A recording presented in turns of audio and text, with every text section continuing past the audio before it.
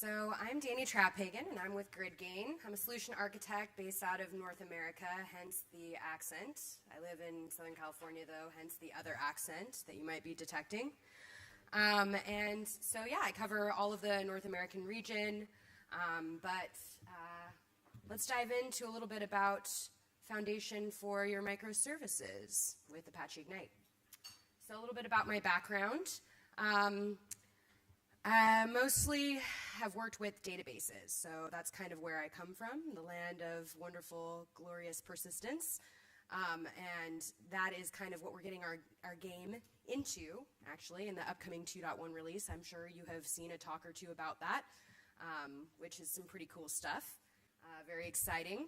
And I'll talk a bit about that at the very end. I won't bore you or belabor you with that because that is not why you were at this specific talk. But we'll chat a bit about that.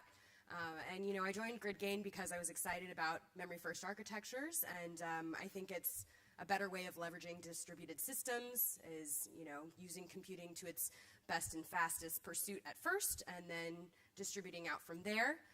It does, you know, coming from data stacks, it does what Cassandra could do without the I/O bottlenecks. So that's why I'm here now.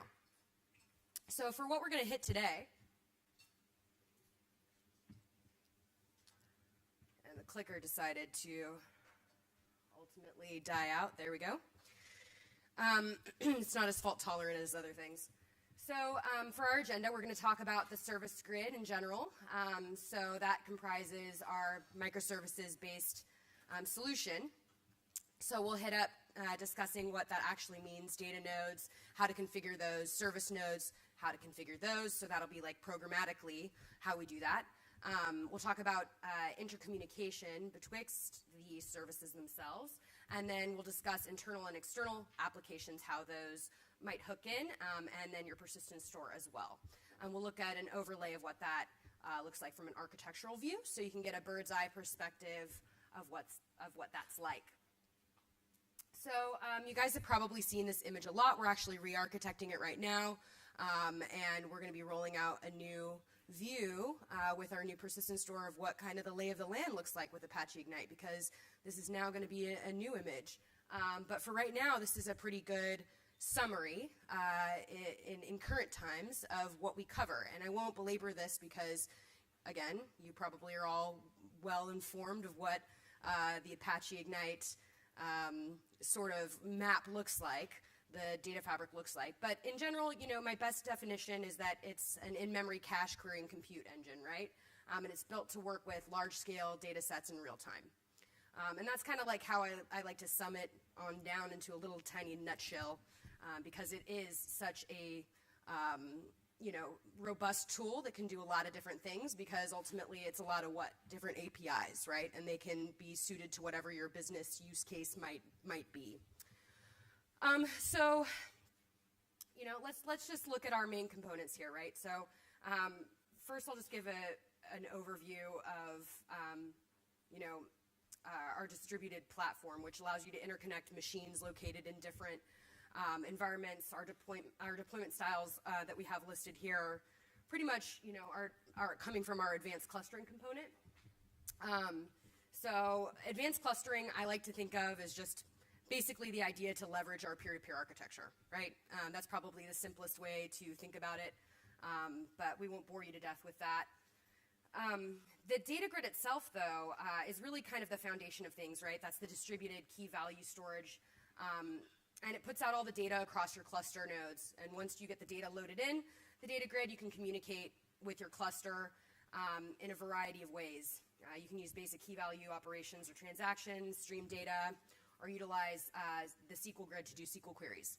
So the SQL grid's built on top of the data grid because it needs to know the location ultimately of your data within the cluster, right? And why does that happen? Because most likely we're going to have to partition our data, right? If you live in a world where you don't have to partition your data, good for you. But that most likely has to happen, and so you know, that's kind of how we have things operationally structured.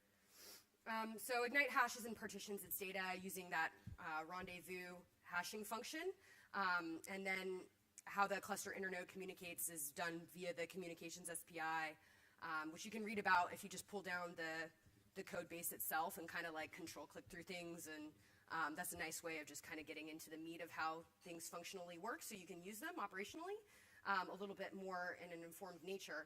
But actually, Yakov's talk yesterday, he discussed kind of the background of the engineering decisions from a distributed sort of systems basis, and I thought that was a really interesting talk, and you should catch that on video if you didn't get an opportunity to sit in on that one.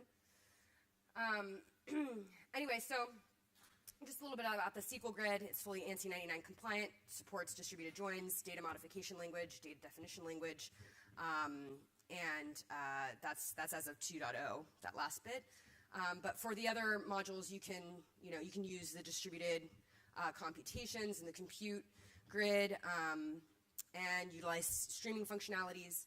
But today, the purpose of this talk is just to kind of zoom in to the service grid and just kind of sink our teeth into that and what that's all about.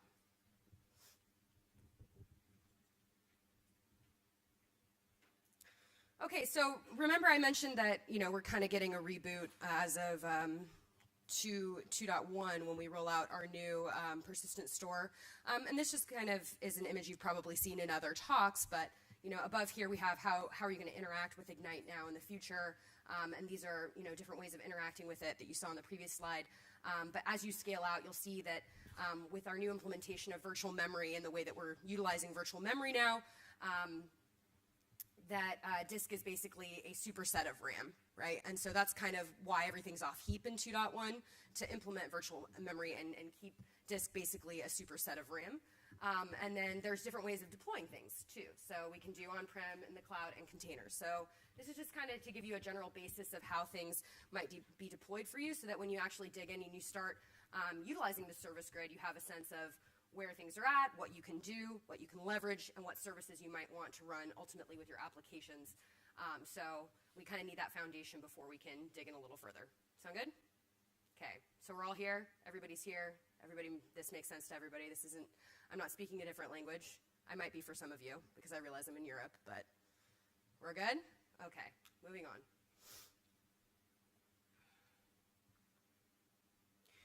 Okay, so what is the Apache Ignite Service Grid? Like many things that you're going to use with Ignite, it's a super straightforward API, and it makes it possible to write and deploy your services in your Ignite cluster, right? So the deployment and lifecycle management of your service is ultimately the responsibility of the Ignite Service Grid to manage. And while other things are your responsibility operationally, we'll get into what those things are and tease that out a little bit. What you do have to implement is your service and provide a service configuration. So your service is going to then be deployed in your cluster, and your requests will also be load balanced, right?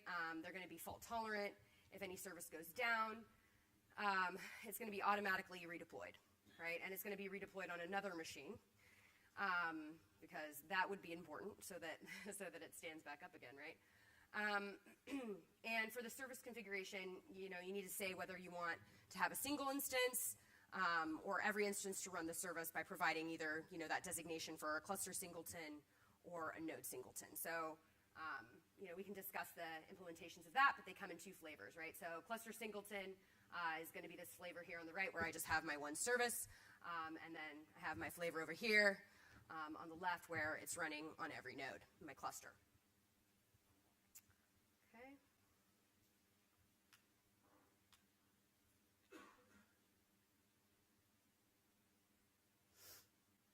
All right. So when discussing a node singleton, let's zoom into kind of these specific things a little bit more. A service is going to be deployed on every node in the cluster. But what if you wanted to make sure the service was deployed on a subset, right? If we wanted to get a little bit more granular, because that seems kind of, pretty constrictive. I don't really have a lot of flexibility there. You can actually get more flexible. Specifically, you might want to safeguard against a service being deployed on, specific nodes, and there might be some reasoning behind that. You can do that with a special grid, with a special class called the node filter, okay? And we'll talk about how that's done and how you configure that. It's not very difficult to do from a programmatic basis at all. And what the node filter basically allows you to define is your implementation and filter which nodes you're going to use and which you won't for a given service. It's also going to help us designate a subset of service nodes as well. And so a service node is ultimately just any good old node that we're going to utilize, and I'll define it a little bit more later, but any node that we're going to utilize for a service functionality. That's it. It's pretty simple, not anything too challenging to invoke from a code basis. It's just a specific class. So the node filter will allow you to define your implementation and filter that for you. And only service nodes themselves, as we designate them, are going to be eligible for any sort of service deployment that you're going to use. Okay? So once your service is deployed, how are you going to interact with your services, right? This is always like a pretty important question. And so you can do that again through the Service Grid API. For every service that you implement, you can define a specific and unique interface for it, and then you can reuse this interface when you need to talk to the service app or when you need to talk to other services. And the way that you're going to do this with Apache Ignite specifically is you create a service proxy, and then you're going to pass the service interface to that specific proxy. So after you do this step, your cluster will effectively know where your service is deployed, and will redirect all relevant queries to the node where that service is deployed. So that's basically how we're functionally using the API. And so the other thing, too, to note here, whoops, I skipped ahead, is that you have some options, too, as far as sticky versus non-sticky. I have that as just a little bullet point right here. But sticky versus non-sticky is just going to refer to your load balancing. So if you want to create a sticky connection to one of the services deployments, this just basically means that all your queries in your application are going to go to one of the nodes where the service is deployed. And if you choose non-sticky, that means that they'll go to any node potentially where the service is deployed. So you just select whichever one fits your business use case or your needs most duly. The other useful aspect of the service grid is that you don't need to necessarily have services implementations on all the nodes in your cluster. It's completely up to you whether you want to or not. It's not an all or nothing designation whatsoever. So that's kind of a nice feature of this grid functionality. The service implementations themselves, though, they do have to be located on the nodes which are going to be used at any point in the life cycle of your services management. So you do need to specify that indication for any given node that is going to employ a service at some point. So that has to be specified in the configuration if you intend on using that node for that functionality at any given time. Make sense? If you don't do that, you're not going to be able to use it. No dice, sorry. So that's just something to note as you manage these things. If you are, however, going to interact with a service from the application side, and then the application needs a service interface in its local class path, and this is something really important to remember because this is sort of kind of the foundation as we discuss the microservices architecture, something that you need to note. Okay, so whole overall microservices-based solution, this is where we want you to get the end of this feeling super smug, feeling super great about using the microservices sort of service grid approach. But there are some common pitfalls. So I don't know if you guys have seen this before. I find this really hilarious and really sad, but sometimes there are pitfalls in life. Sometimes things go badly, but this is on Google Maps. This poor woman got captured, falling on her face on Google Maps. And I feel like this would be me one day. I'm just going to be walking down the street and look up an address, and I'm like, oh, God, they got me. Falling on my face. But yeah, so there are some common pitfalls or things to watch out for. First and foremost, you need to ensure that your service is going to be initiated, executed, and terminated, right? The holy trifecta, so that when it's no longer required. So if you have multiple services, you're going to need to manage your load balancing appropriately and your fault tolerance as well. And this is because if you have one service up and running and then the other goes down, you want to be certain that you can get it back up. Preferably in under a minute, right? So with regard to load balancing, if you have multiple instances and they're all running in the same cluster, you need to be certain that you're able to handle all the requests and work with the resources that you have accordingly. And then when we talk about the scalability aspect, we always kind of bring up that quintessential Black Friday example in the US, and for those of you who don't know the Black Friday example, this is kind of our big retail day where everybody needs to throw a lot of money at AWS to scale out to handle a bunch of transactions, right? So, you just need to be able to deal with your microservices solution to address the increased demand on being able to scale out for sales and ultimately not affect your customers or as a result of increased transactions. So this is the overall layout or a general approach with the service grid. So let me kind of just walk you through our overall architecture here. So we might want to use a solution like this potentially when we have, let me see if I can get my mouse over there. Yeah, there we go. So we have two main types of nodes here. We have service nodes and data nodes. And this is really the main difference that you're going to see when utilizing the service grid versus anything else. I mean, this layout is pretty much run-of-the-mill for Apache Ignite and leveraging the architecture in general. I mean, you see the grid in the middle, right? This is very standardized. The only thing that we're invoking that's really quite different is just specifying a designation of these service nodes and employing our microservices there contextually. So the data nodes ultimately are, server nodes. They're analogous to each other, and that's where you're going to be storing your data in a distributed fashion. They can process SQL queries, computational jobs, data reads, data modifications, anything along that line. And they have actually really nothing to do with your services. For service deployments themselves, that's when you're going to invoke those specialized service nodes that I talked about on the previous slide, where, previous slide, where you're actually going to be working with your microservices specifically. So what's the point behind all this? Like, why would I want to go through this trouble, and why would I want to do this? So, I mean, in general, when we talk about microservices, what we're talking about is kind of loosely coupled systems, right? Being able to modularly deal with a bug that I might have in my application without tearing down my entire cluster, right? And ultimately having downtime, which means lost revenue for those of us who are working in an enterprise and don't want to do that. So ultimately, if I have to do a hot fix to microservice 1, I'm only impacting 2 of my service nodes. Or if I have to do it ideally to microservice 3, then, that's only 1 node that ultimately has to be brought down and brought back up again to employ that fix. So by sort of granularly handling our service nodes in this approach, we can sort of navigate things a little bit better than having to tear down an entire Ignite cluster every time we run into a bug in our service, right? So that's kind of why we would use this strategy. And this is not a new concept. This has been around for a very long time. It's just gotten a hot, trendy stamp of microservice to it, and so now everybody thinks it's cool. It's just like anything that it has become on trend in recent years. But it is a good approach to deployment with Apache Ignite, and so we facilitated that with a API called the Service Grid. So let's see here.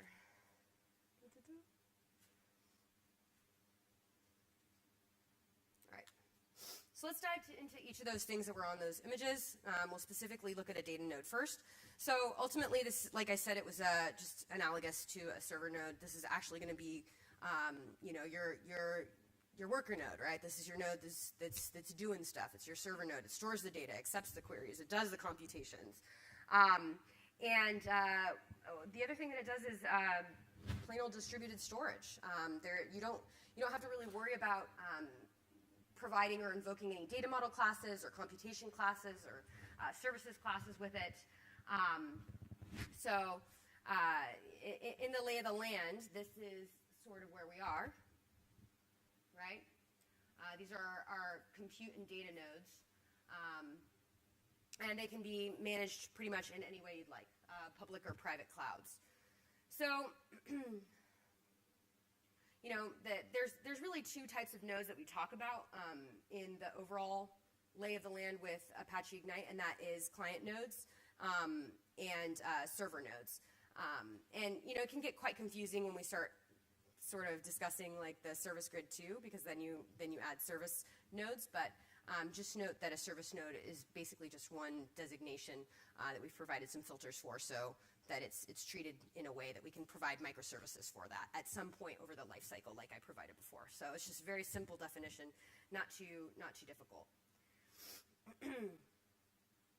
So let's go ahead and discuss how we're going to show this programmatically. Come on.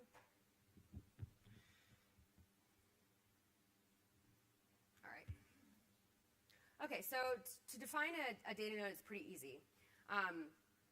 You just need to use this node filter class that I discussed before back in the beginning. And it's a basic Ignite predicate, and it's a single method. So just here on the top left.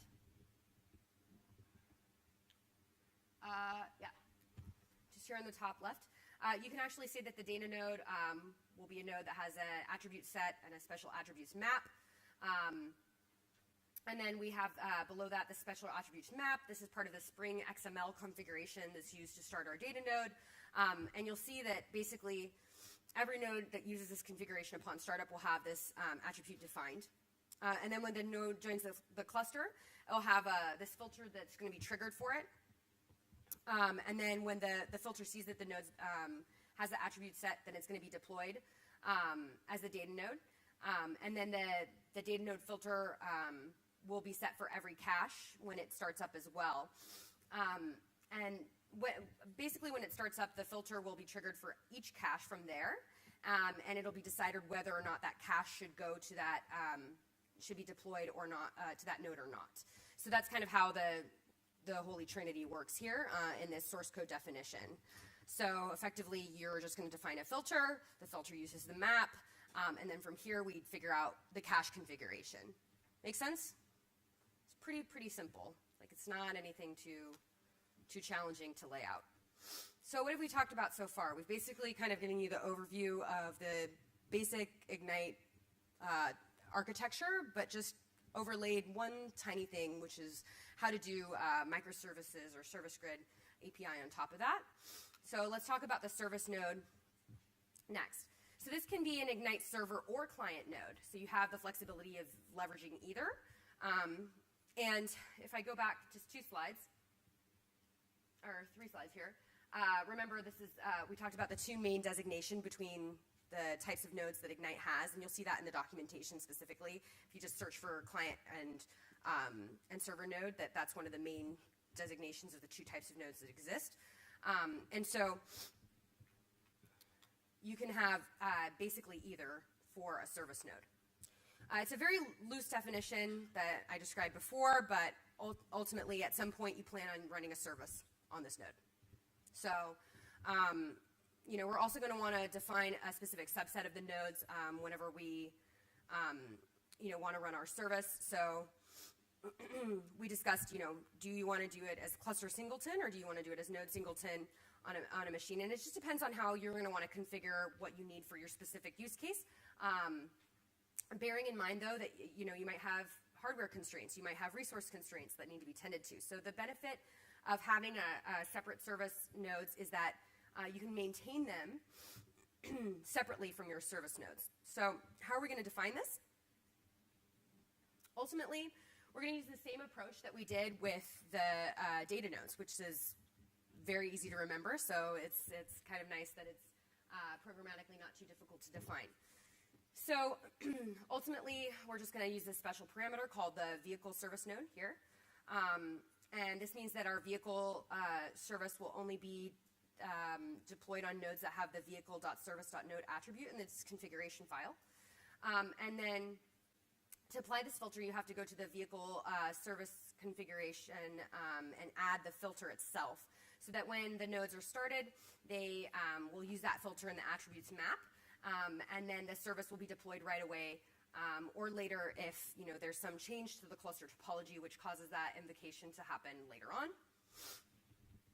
So from the microservices like inter-node communication perspective. This is kind of when we talk about communication between service nodes, which you might want to have happen if you have applications that need to talk to each other. There's the ability to either do this, to basically do this two different ways. So every service node can call another service, and your applications also might need to communicate with your services. So, two different ways of doing that. And you can establish this in two different ways as well. So there's an in-cluster communication which leverages, again, the Service Grid API, unsurprisingly. So you need to define your interface, which extends a standard Service Grid service interface, which you add additional methods to that are supported by your service. And then if you need to have another service that needs to talk to it, then you need to also ensure that your Service Grid API can talk to that through its service deployments in that interface as well. So the service interface has to be located in the class path, as I talked about before. It's a really important thing to note. Can't underscore that enough. Otherwise, it's just not going to work.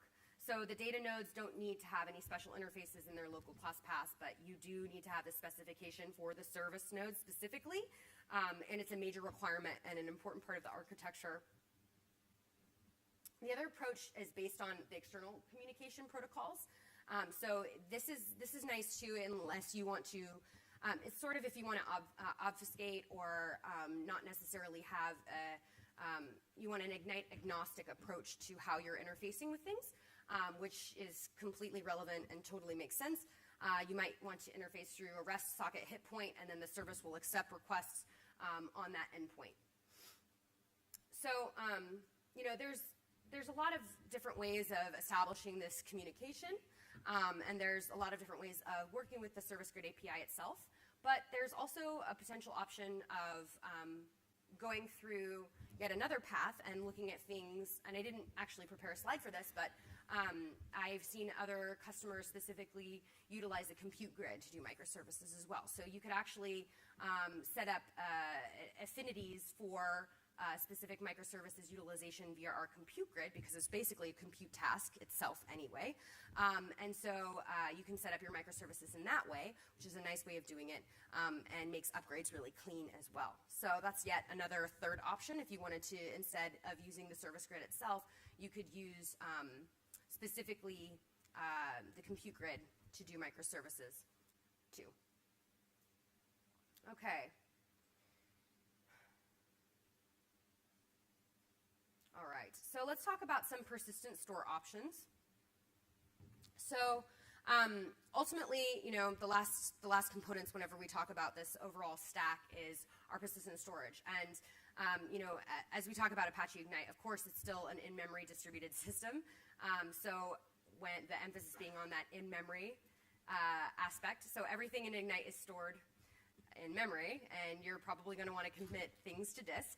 That being the case, no one wants to lose data, and everybody wants to be able to recover data in the case of that disaster strikes. So currently we have a cache store, and by providing that implementation, you can connect to RDBMS, Cassandra, etc. But once your storage is enabled, you should enact read-through and write-through capabilities, so that whenever your keys are updated within the cache, that they propagate directly to disk. And I'm sure this is, anybody worked specifically already with this, dealt with this before? Yeah? Okay.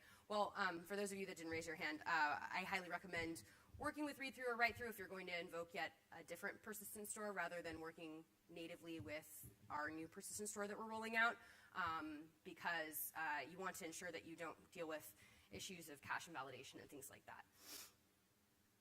So, that's pretty much a good little overview of persistent store, but we're going to get into some more of the nitty-gritty. So our new persistent store is the reason we've moved to the off-heap memory, like I discussed before.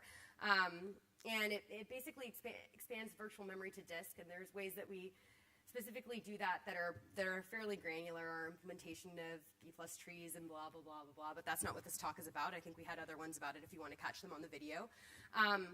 But basically, we support virtual memory through paging in RAM and reflexively on disk. And the main difference in our implementation is that we're providing our persistence as a superset of whatever is in RAM. So an ability to execute SQL queries over that data is that both in memory and on disk is meaning that we can use our memory optimized structures so that it's extremely fast. But if at any point, something isn't in the cache, I can go immediately to disk and read it off of my persistence option. The other thing that's good is that we have instantaneous cluster restart. So if our whole cluster goes down, then we can become fully operational once all the cluster nodes are interconnected with each other. And then the last point is that data indexes are stored in a similar format both in memory and on disk. And that's going to help us with expensive transformation while the data sets are basically being moved between memory and disk as well. So that's ultimately what we mean by instantaneous restart. So instantaneous, I say kind of with an asterisk because it's not really truly instantaneous, but it does take time to reload, but it's actually really good and quite performant, more so than the hydration that we had in previous versions because of our new implementation. So I have a few notes on deployment. So as far as deployment goes, there are a few different options. So a lot of different ways of doing this.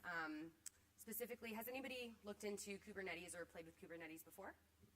Yeah, a couple people here. I think that Kubernetes being paired with Apache Ignite is actually a really good union. And so deploying there and then also using a microservices approach is actually a really good, again, bird's eye view to how to have a really good sort of highly available infrastructure. And that's because ultimately if you're deploying in containers or off of, something like AWS or something to that effect, Kubernetes is kind of, keeps you off pager duty, right? And then if you have microservices also being deployed as well, and you can utilize that again using the compute grid or using the approach that I've outlined today, then, if you need to implement a fix, you're not tearing down your entire cluster. So this is, again, not anything totally novel, but at least we're showing you how to implement a very prudent strategy so that things don't necessarily, have to be torn down in a terrible ball of fire, right, whenever you need to implement a fix to a specific service or application. And so I just have some links that I provided here on our deployment itself and our Kubernetes deployment. And so I suggest checking that out.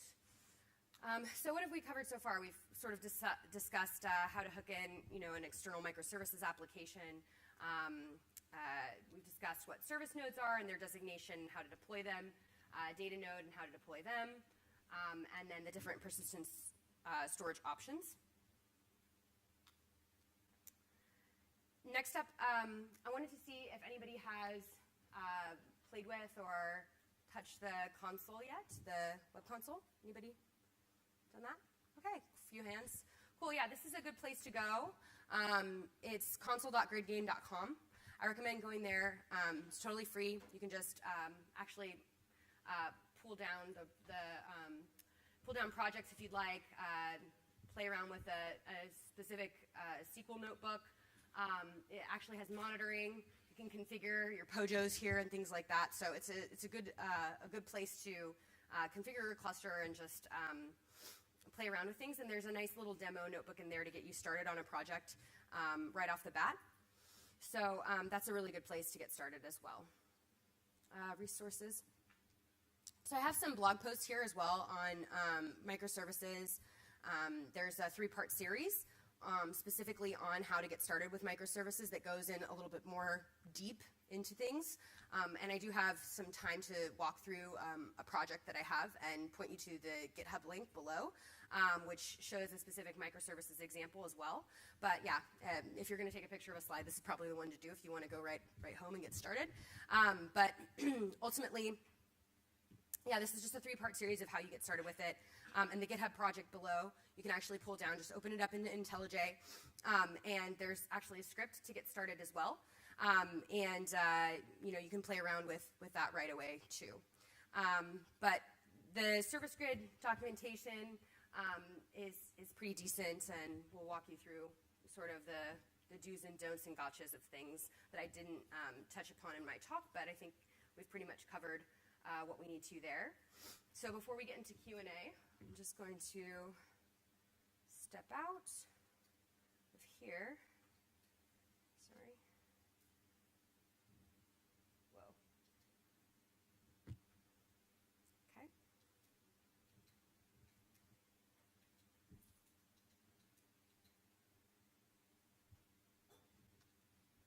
Oh, that's terrible to view. Okay. Let me see if I can go into presentation mode. Is that a little better? Can you guys even see that?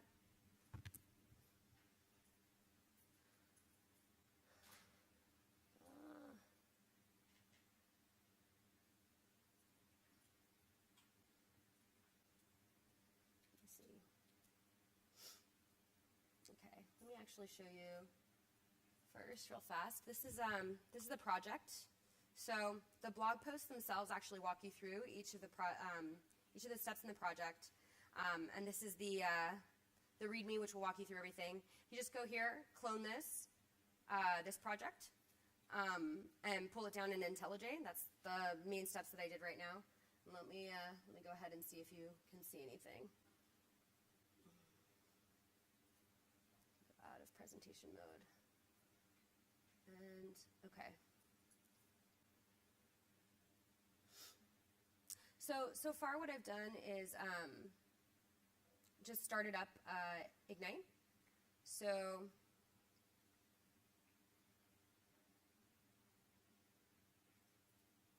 if I go to, you guys probably can't see any of this, huh? Let me go ahead and try changing colors. Can you turn off the lights, please? Could you turn off the lights? I think that might help us.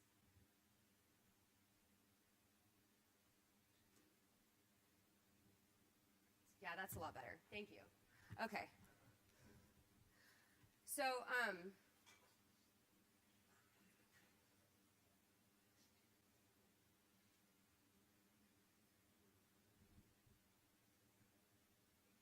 you guys don't code in the dark? Okay. So, ultimately, the data node startup is the app that you're going to run. So if you go to the source file and you go to app, you'll just click on data node startup and it'll automatically start up Ignite for you. And so that's just this guy here, and you're just going to run it. Boop, boop, boop.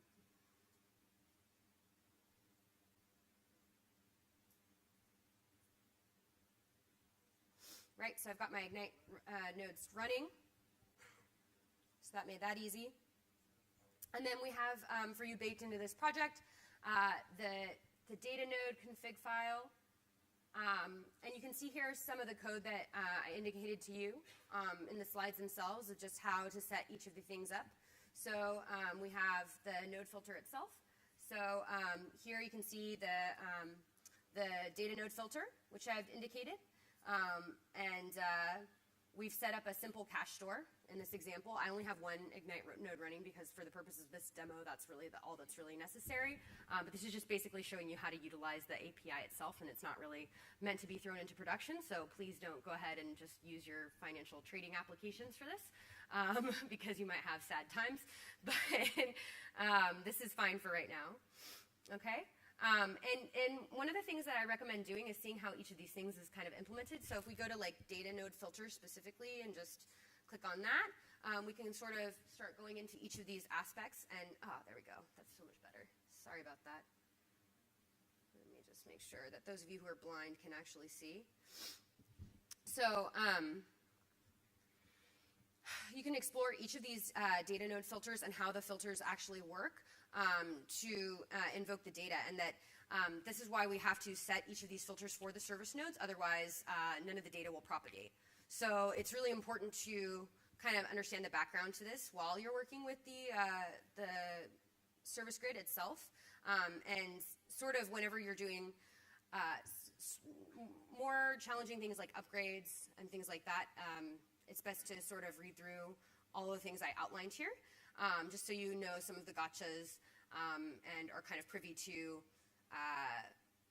some of the issues that can come up. So then if we go here, we also have our client node configuration. And similarly with our client code configuration,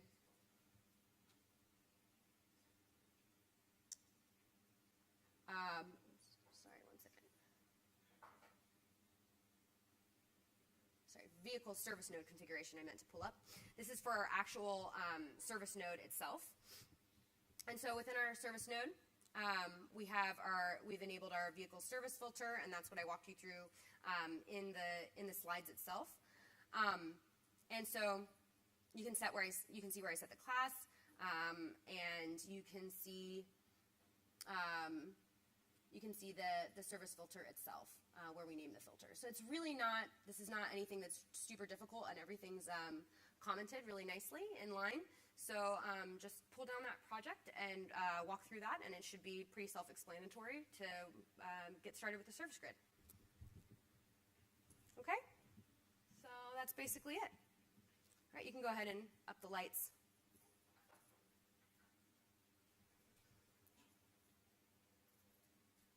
And why don't we go ahead and do some Q&A.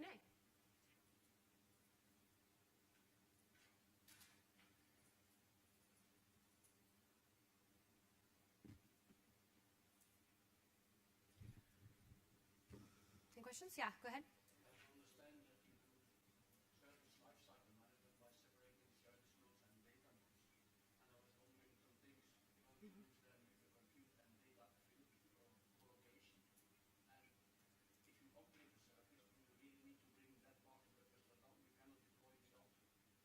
Yeah, so when you do update the service, you do need to bring it down and bring it back up again with the service grid approach, and that's why I brought up as a third option rather than using the service grid itself. You could potentially sort of think of things a little differently, and I kind of like this mindset a little bit more where you basically approach your microservices from the compute grid rather than from the service grid, right? And it's just a different way of thinking about things where you actually execute your services as compute tasks, and then you don't lose the affinities. Does that make sense? So that's yet another way of doing things. But I think for a lot of people, using something like the service grid makes more sense based upon their background. So it really depends on where you come from. If you come from sort of more of a computational background, then working with the compute grid makes more sense. And if you come from more of like an ops heavy background, then I think working with the service grid makes more sense. So it just depends on what you're more comfortable with and what your professional background is and what suits you best. But I do think personally that probably the best option is actually working with the compute grid because of the reason you just astutely pointed out. Yeah. Yes. Yes.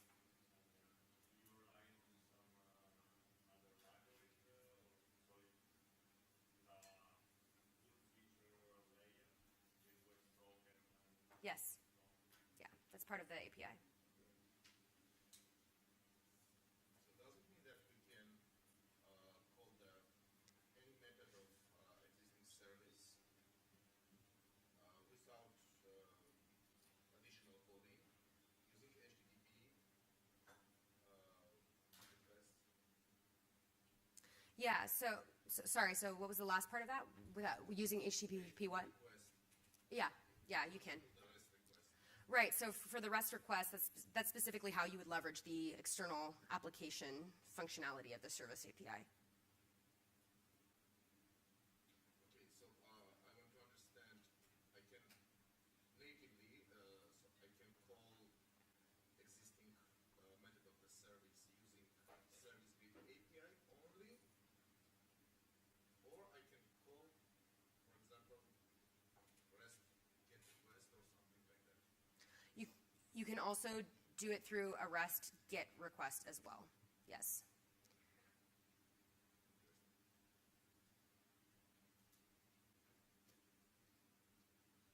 Further questions? Yeah, service grid is okay, very interesting. Compute grid also, it's okay, but I didn't catch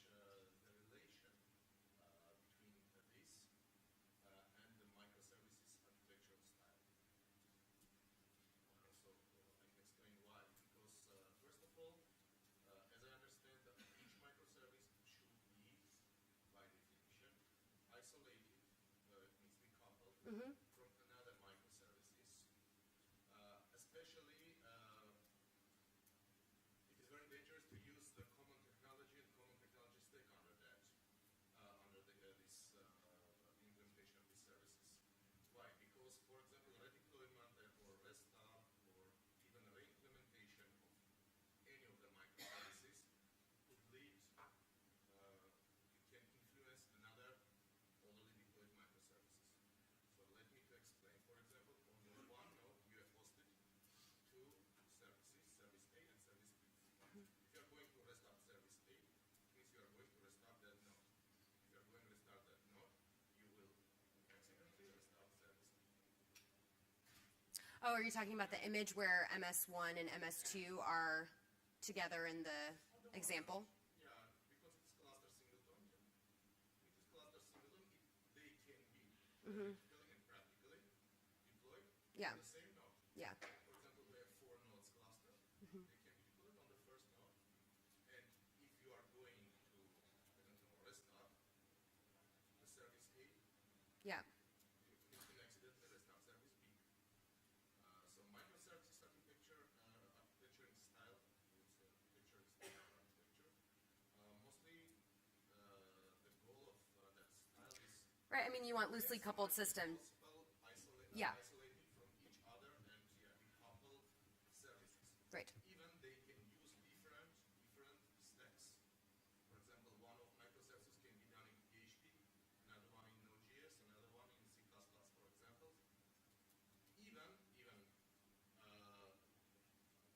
the database, not sharing even database. Well, there's no reason that you couldn't do that with this architectural approach either.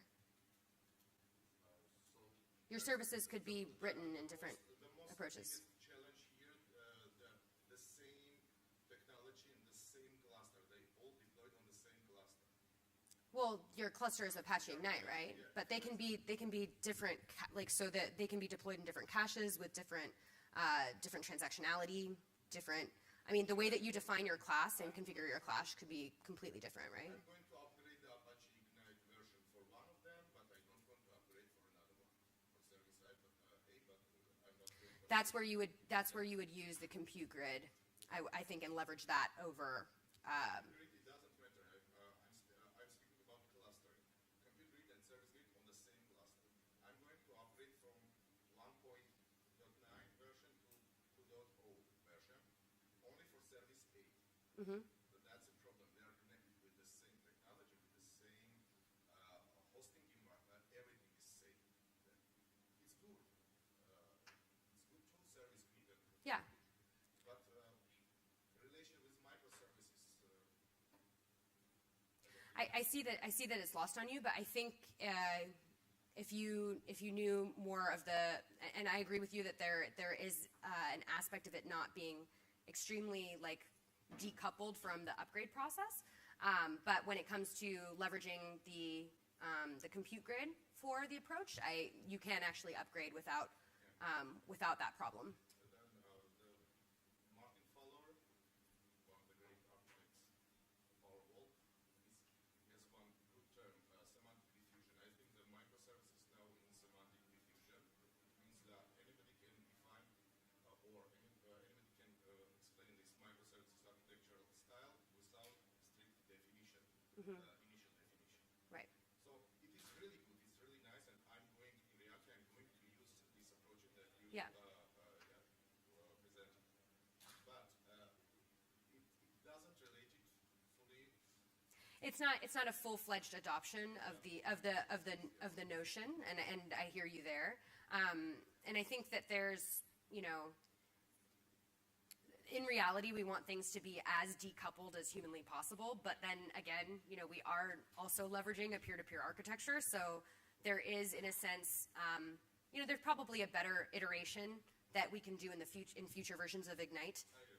So just note that I hear you and I agree with you, but this is sort of where we are now, and at least you can sort of bring down a node without bringing down your whole cluster. But I mean, you do have to think about the operational constraints of that as well. I mean, that node will be down, and you're going to deal with the transactions of that. And in leveraging the compute grid too, on dealing with those affinities, that's 1 hop versus 2 hops with the service grid. So there are some trade-offs in, what you do decide to leverage. So yeah, I mean, this approach is one option that we expose via an API, which is a very quick get started, sort of measure towards a microservices flavor, right? So for a lot of people, approaching Apache Ignite that are newer to it, and we want to give them sort of fault tolerance and a microservices style, and I'll say style because it's a little bit more honest version of the tale. I think it's a good first step. You don't want to kind of throw the whole kitchen sink at them when they're getting started. So this is a good sort of initial API to expose and an easy way of getting up and running. But I think probably the compute grid, while more intimidating, is a better way of leveraging a fuller microservices approach. And then even from there, we can iterate on top of that to make it even more robust. But that's probably the TLDR of microservices with Ignite. You're welcome. Okay. Thank you all very much.